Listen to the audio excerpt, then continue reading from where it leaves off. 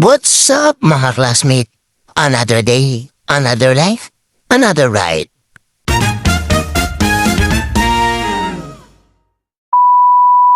Napasukan na naman tayo ng booking sa Prieto Subdivision Street, San Manuel. Kung tutuusin, napakalapit lang ng destination ko kay ma'am. Yan nga lang ay si Google, pinaikot ko ng pinaikot. Aray ko! Nagatawa nga sa akin si CS dahil umikot-ikot na ako ng umikot.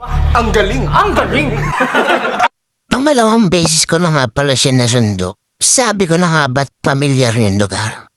Nung paggamit ako nga kay mami, pamilyar din ang mukha. Siya din pala yung bablog ko sana kaya lang.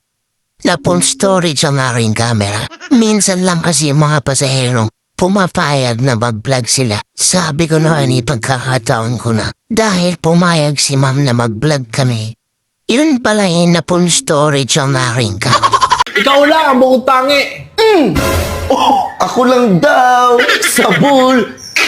Meron ako nakita! Kaya naman siya hitawa ng tawa.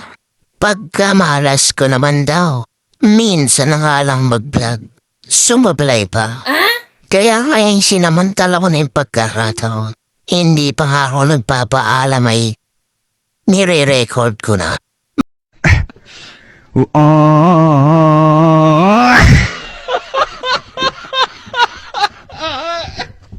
Mabalik na tayo doon sa lugar kung saan ko siya pinika. Kung galing kayong San Manuel, Barangay Hall, or Tipoco, huwag niyong susundin yung sa Google.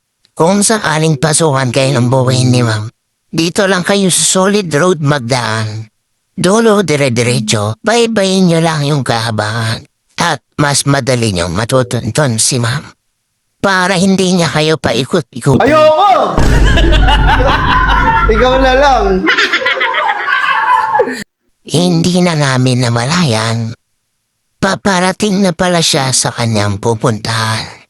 Isang maiksing rides lang naman na parang naging long ride sa haba ng aming usapan.